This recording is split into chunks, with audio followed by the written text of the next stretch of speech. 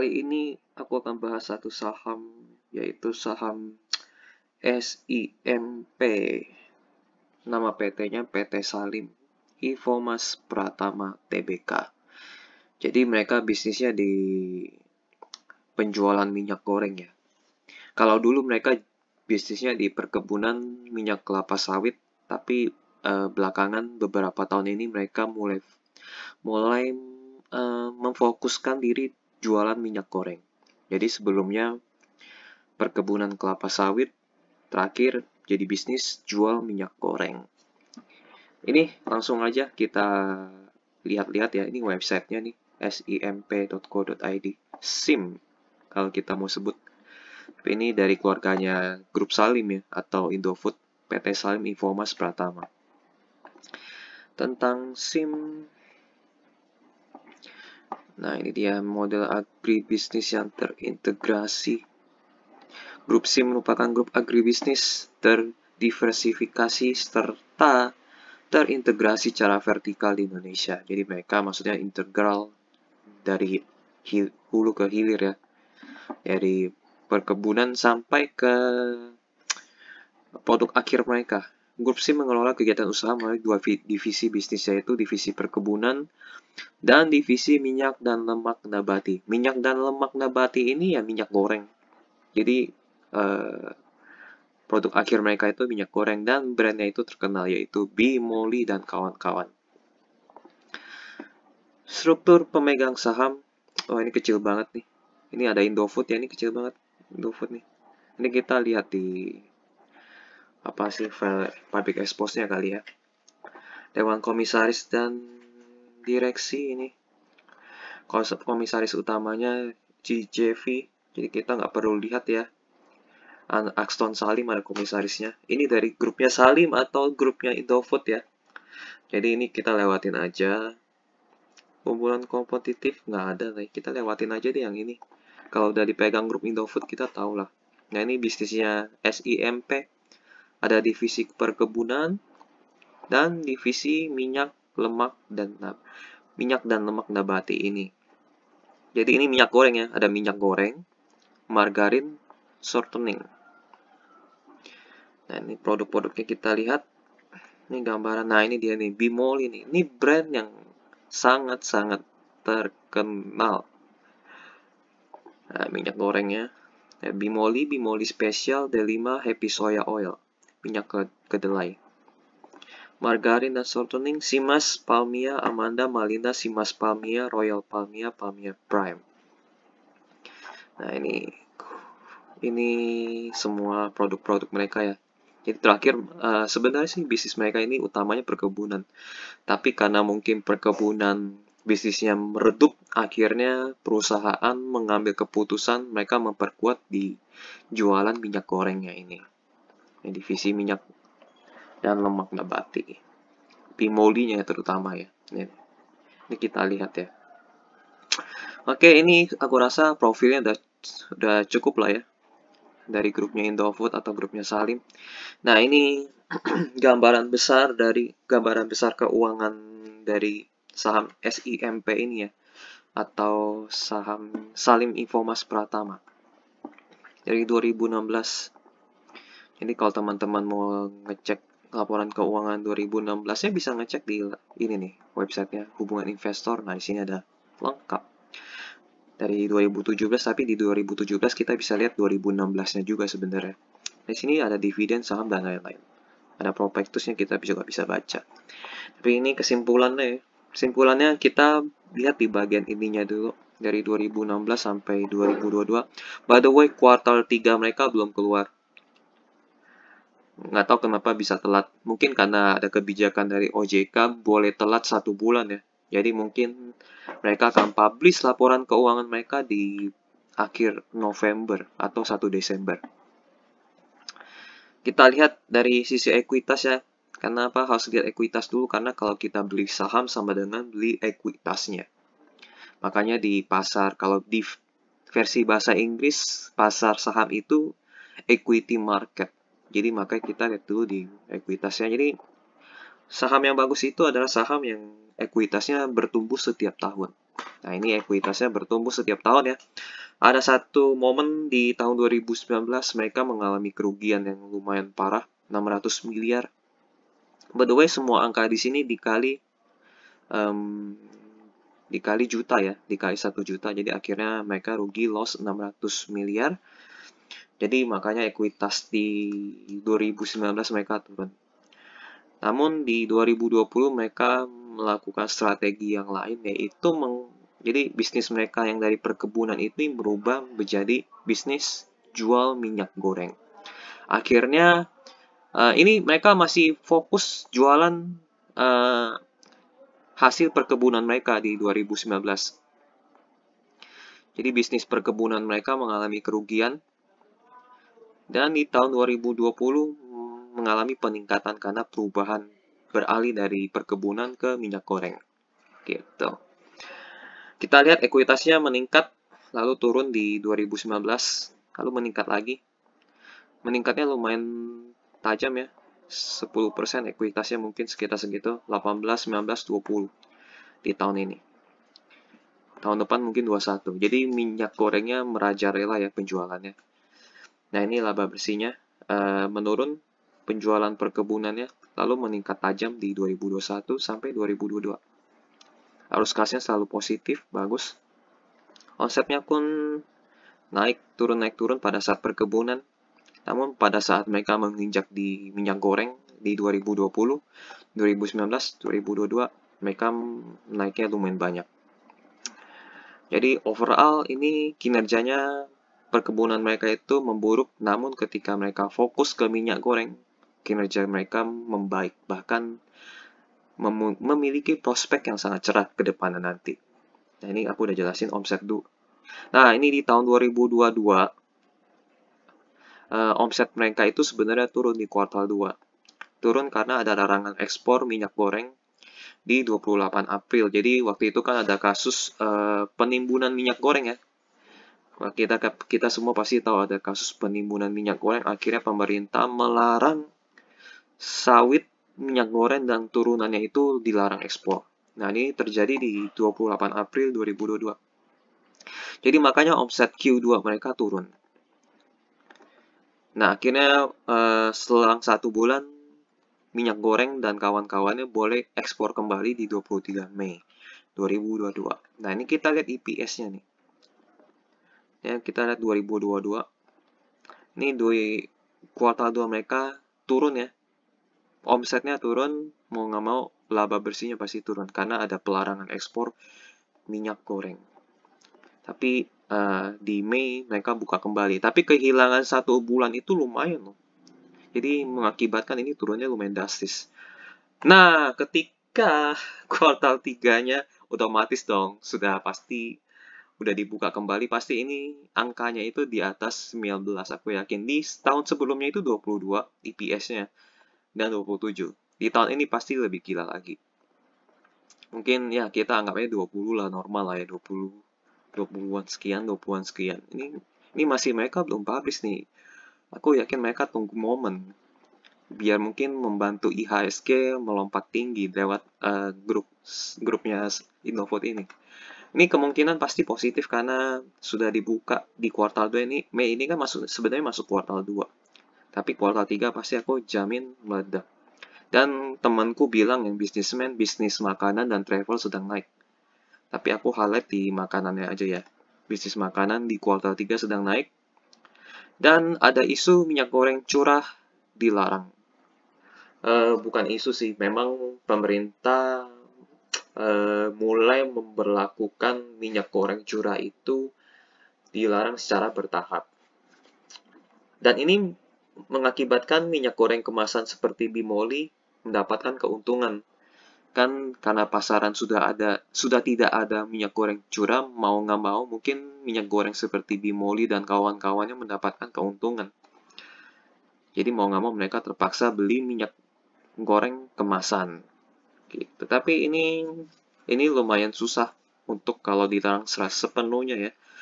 Dan aku dapat info dari mereka dari dari SIMP ya. SIMP bahwa aku baca-baca berita dari kapan aku lupa ya, dari mungkin tahun 2018. Jadi orang-orang Indonesia itu mulai beralih dari minyak goreng curah ke minyak goreng kemasan. Mungkin karena ada hubungannya dengan masakan yang lebih bersih. Kalau curah kan itu kotor, tapi kalau dalam kemasan itu kualitasnya terjamin. Jadi banyak pebisnis makanan yang mulai mengalihkan minyak gorengnya dari curah ke kemasan. Gitu. Jadi ini terlihat dari ya pertumbuhan omset ya minyak gorengnya sendiri dari 2020 sampai 2022. Dan di sini kita lihat ya, ini hal-hal positifnya nih. Ini kita lihat, ini masih perkebunan akhirnya masuk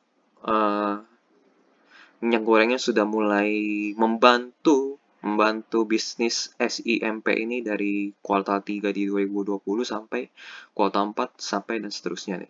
Jadi perubahannya di 2020 sebenarnya. Nah, ada perubahan.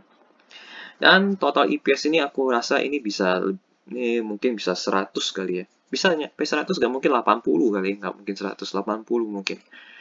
80 atau 70 sampai 80 EPS-nya. Semoga lebih besar ya. Gitu. Dan ini aku bikin video ini pada saat harganya 434 dengan 443.4 ini menghasilkan PE ratio itu 7 kali 7, 8 kali. PVBR-nya 0,43 kali, ini murah banget ya. Di bawah 1 kali itu murah. Ini murah.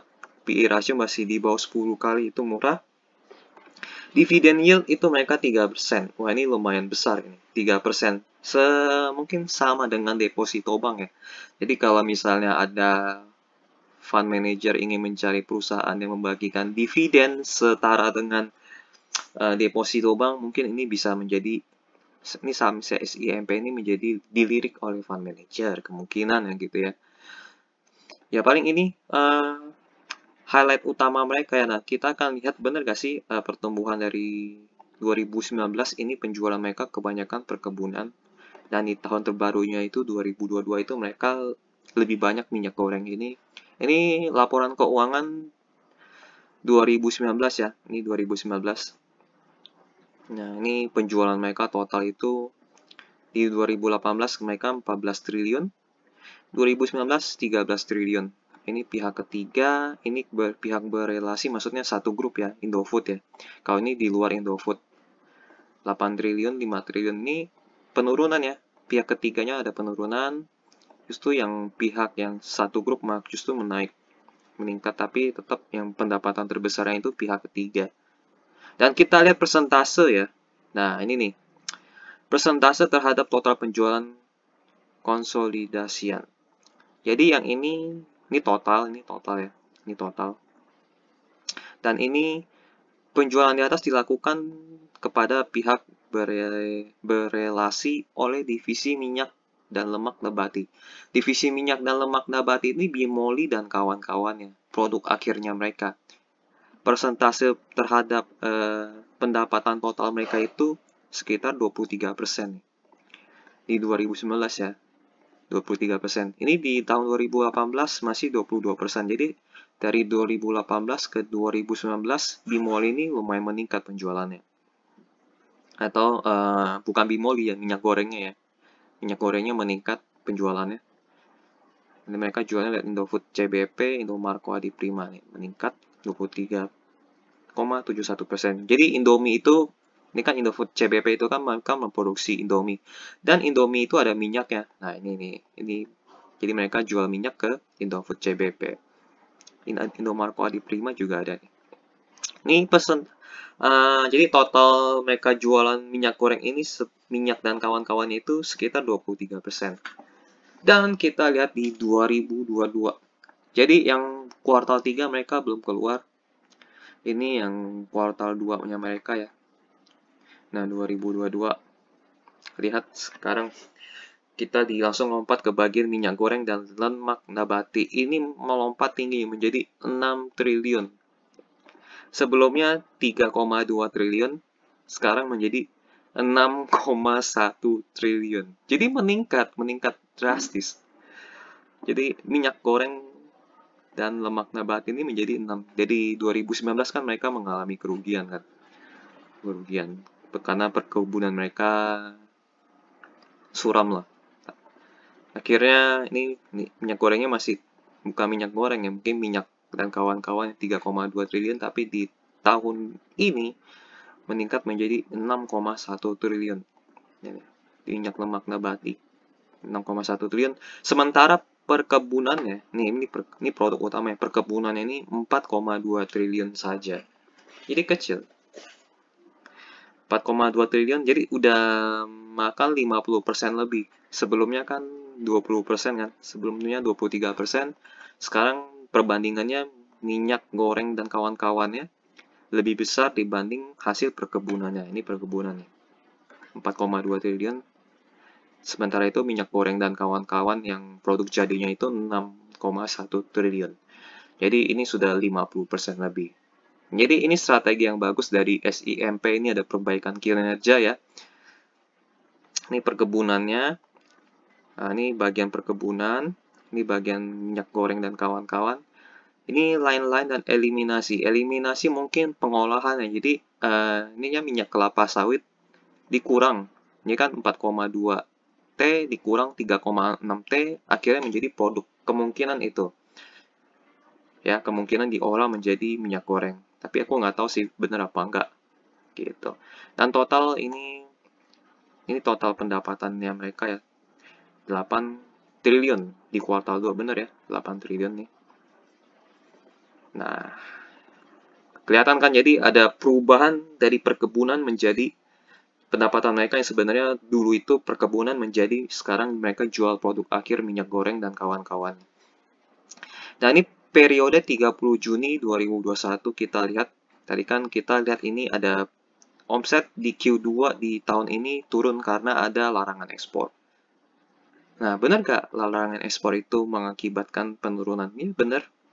Jadi di tahun lalu, ini kan ada domestik, ada ekspor. Di ekspor ini di tahun ini totalnya hanya 359 miliar di tahun ini ya, ekspornya. 359 miliar ini. Tapi di tahun lalu yang tidak ada pelarangan ekspor itu nilainya nih, ini tahun lalu ya. Ekspor ini nilainya 1,5 triliun. Jadi turunnya lumayan banyak gara-gara ada larangan ekspor dari 1,5 T turun menjadi 359 triliun. Nah, kalian tahu kan? Nah, bagaimana di kuartal 3 nanti? Ini selisihnya berapa nih? 1,5 kurang 3. Nah, kita anggap 1,1 lah. Jadi 1,1 T ini balik lagi. Kalau 1,1 T ini balik lagi di kuartal 3, ini bisa dapat berapa di kuartal 3 nanti? Berapa? Apakah bisa 30? Atau 25? Atau 22? Nggak tahu sih. Kita tunggu aja nanti, yang kemungkinan ada surprise yang menggembirakan ketika boleh ekspor kembali kan. Ini pasti nilainya lompat ini dari 359 di kuartal 3 mungkin bisa menjadi 1 triliun lebih. Ya. Jadi ekspor kembali. Ini tahun ini kan kuartal 2 larangan ekspor. Kuartal 3 kan harusnya ekspor sudah dibuka kembali dan bisnis makanan sedang naik. Oke ya, ini sudah kelihatan ya detailnya. Terus di bagian bawahnya, oh ini dia pendapatan kontrak dengan pelanggan. Ini 36% untuk, ini untuk pihak yang berelasi ya. Pihak berelasi. 36% meningkat. Yang sebelumnya tahun 2019 23%. Berarti ini untuk pihak berelasi, tapi kalau untuk pihak ketiganya tidak diketahui nih. Tidak ada catatan. Tapi meningkat lah ya, 23% menjadi 36%. Yang sebelumnya perkebunan mayoritas, akhirnya menjadi minyak goreng lebih mayoritas. Oke, dan baiknya lagi, bahan baku yang digunakan turun ya. Tahun lalu 3,6 T menjadi 2,3 T di tahun ini. Jadi pasti ada hal-hal baik di kuartal 3 nanti. Ada surprise yang menggembirakan. Aku nggak tahu. Tapi kita tunggu aja ya di kuartal 3-nya nanti. Oke, kita lihat di laporan keuangan terbaru yang kuartal 2 ya. Yang 3 mungkin keluarnya akan di 1 Desember atau mungkin di 30 November, antara tanggal segitu lah ya. Kita lihat bagian aset lancarnya itu 10,6 triliun, uang cashnya 3,3 T, persediaannya 3,4 T, 1,5 T-nya atau setengahnya itu, nih kita bisa lihat di nomor 7, nomor 7, ini nomor 9, nomor 8, nomor 7 ini. Barang jadinya itu 1,3 ternyata. 1,3 itu siap dijual.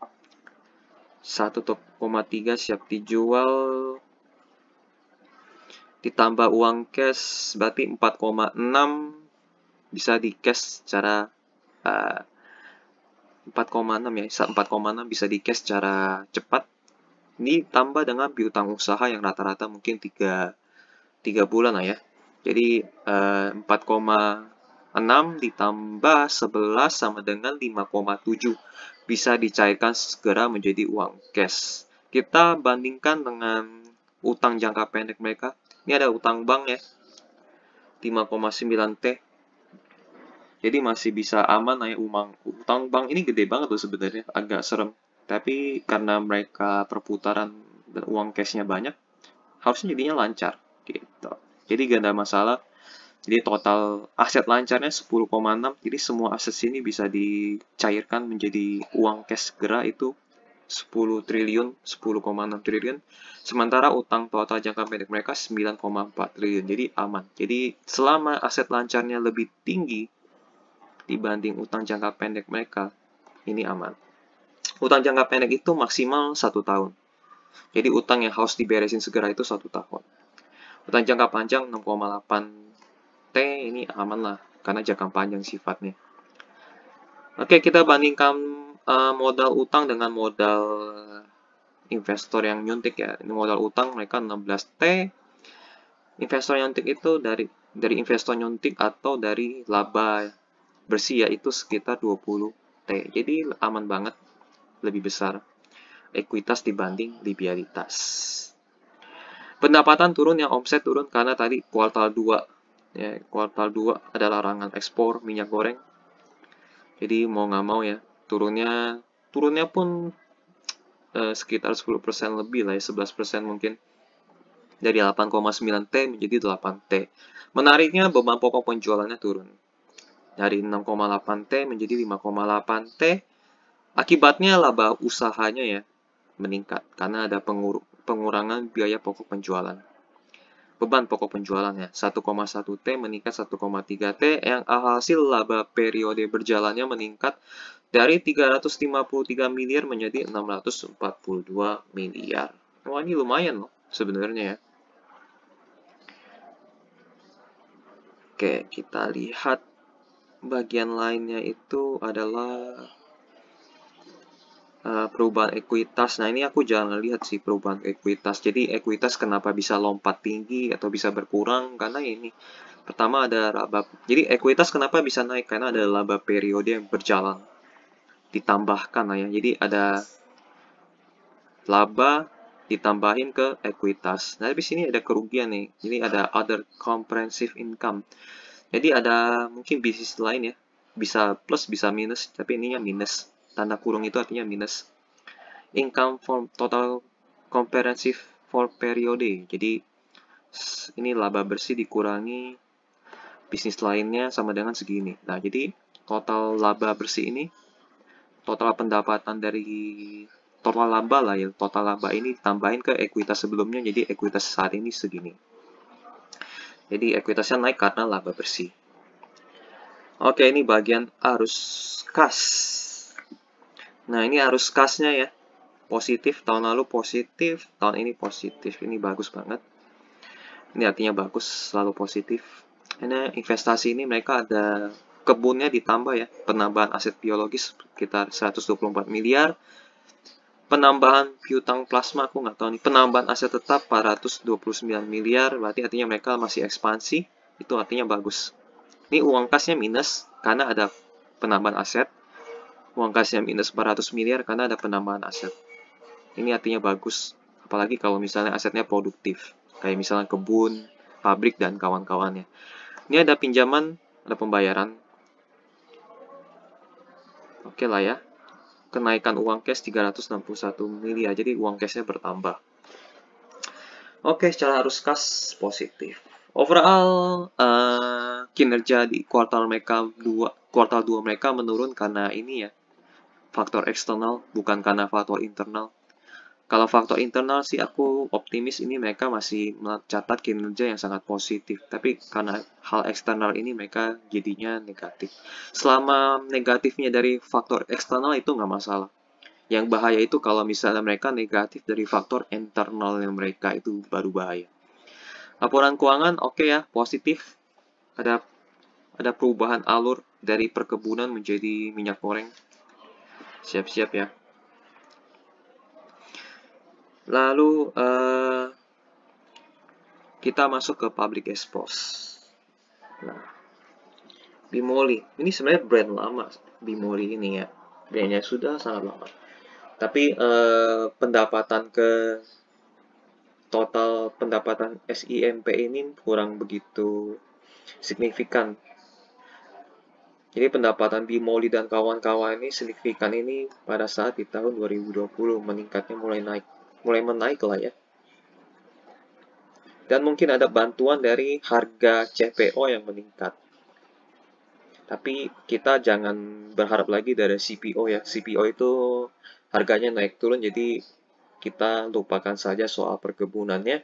Kita fokus ke minyak gorengnya. Jadi strategi SIMP ini bagus karena mereka sudah mulai fokus ke minyak gorengnya. Oke, Bimoli. Ulasan bisnis ini sebenarnya mereka public expose-nya di 1 Maret 2022 udah lama ya. Mungkin mereka akan bahas public expose kinerja di tahun 2021. Jadi keuangan soal tahun 2021 itu kita lewatin aja, kita akan fokus ke strategi ke depannya mereka. Nah, ini struktur kepemilikannya. First Pacific Company Limited pegang INDF atau Indofood itu sebesar 50%. Dan Indofood pegang SIMP itu sebesar 71%, jadi aman, kita tahu siapa pengendalinya, yaitu grup Indofood atau grup Salim ya. Di masyarakat 19,86% itu artinya bagus. Bagus banget ya. Jadi kecil, jadi mereka kalau mau write issue pun bisa. Karena ini masih porsi, jadi porsi semakin kecil di publik semakin bagus kalau menurut aku ya. Semakin besar di masyarakat semakin bahaya. Jadi kita harus cari yang publiknya itu kecil, biar harga sahamnya naiknya cepat. Jadi misalnya kalau barang di pasarannya dikit, itu naiknya cepat banget. Tapi kalau misalnya barang di pasarannya banyak, itu susah naik. Jadi ini perkebunannya model agribisnis terintegrasi. Sebenarnya mereka ada bisnis karet, tebu, tanaman lainnya. Cuman yang paling banyak itu di sawitnya, sekitar 80% ya. Atau 78% dari total produksi CPO yang berasal dari perkebunan inti. Jadi mayoritasnya di kelapa sawit. Mereka ada tebu, karet, dan lain. Jadi ada dua, ada perkebunan dan produk akhir mereka. Produk akhir mereka yang paling besar Bimoli. Jumlah pabrik ada 5, penyulingan CPO kelapa sawit 27 ya pabriknya. Jumlah pabrik yang untuk penyulingan gula 2. Nah, ini kalian bisa download di websitenya mereka ya. Di sini mungkin ada permintaan informasi.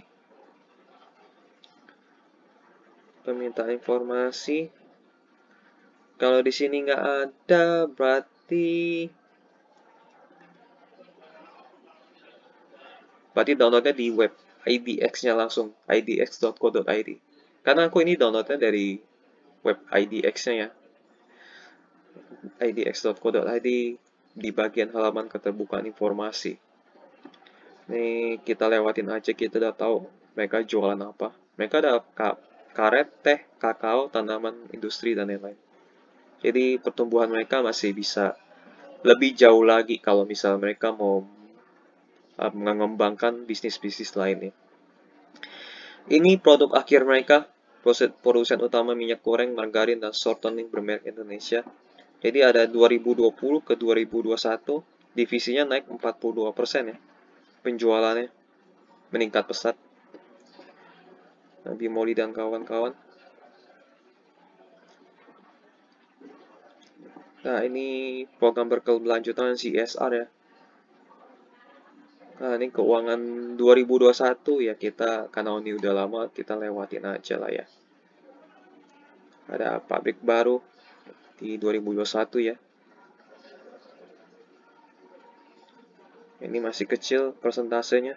CPO-nya masih lebih banyak ya. 700, ini 2001 nih. 2020, 2021. Nah, ini CPO-nya berkurang nih. Dari 700, ini 2020. Ini 2021 berkurang dari 700 menjadi 600. Volume penjualan. Ini yang produk akhir kali ya, minyak goreng dan kawan-kawannya. Justru ini juga berkurang nih 2021. Inti volume produksi, ini penjualan, ini produksi. Menurun. CPO-nya menurun. Oh, ini produk sawitnya aja. Ini produk sawitnya aja. Produksi dan penjualan produk sawit. Jadi bukan, ini PK, PKO, PKE, berarti bukan minyak goreng ya. Ini aku nggak ngerti apa PKO, PKO, PKE. Ini berhubungan semua dengan sawit. Laba rugi posisi keuangan. Kita lewatin aja, terima kasih ya, itu paling informasi singkatnya. Nah, ini historical harga SIMP. Historicalnya nih ya, mereka pernah di harga 1.400, bahkan 1.400 lah ya. Kalau kita beli di 434 ya, kita bisa berharap mereka akan kembali ke harga sebelumnya. Mereka harga IPO itu mungkin 1.200-an ya. Mereka harga IPO itu 1.200. Ya, berharap saja kalau kita beli di 434 nanti dia akan naik ke 1.200. Kembali ke harga sebelumnya yang harapan kita ya. Jadi ini harapannya cuma ke minyak gorengnya aja. Kalau misalnya tadi ekspornya kembali dibuka kan 1,1 T, pasti kita dapat itu, udah pasti. Di kuartal 3 kalau misalnya Singapura masih mau nerima minyak goreng dari Indonesia, kan sempat kehalang kan. Sempat kehalang. Nih, ini kita lihat ya. Negara yang paling terima paling banyak itu di negara apa? Aku tadi sempat lihat itu paling banyak itu di Singapura, penerimaan paling banyaknya. Ini harus dilihat secara detail nih, di bawah-bawah nih. Kita cari ya. Tadi sih aku sempat lihat paling banyak itu di Singapura.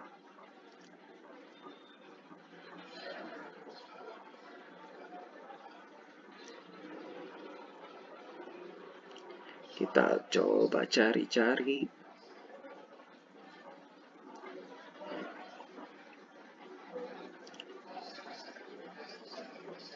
Jadi bentar ya.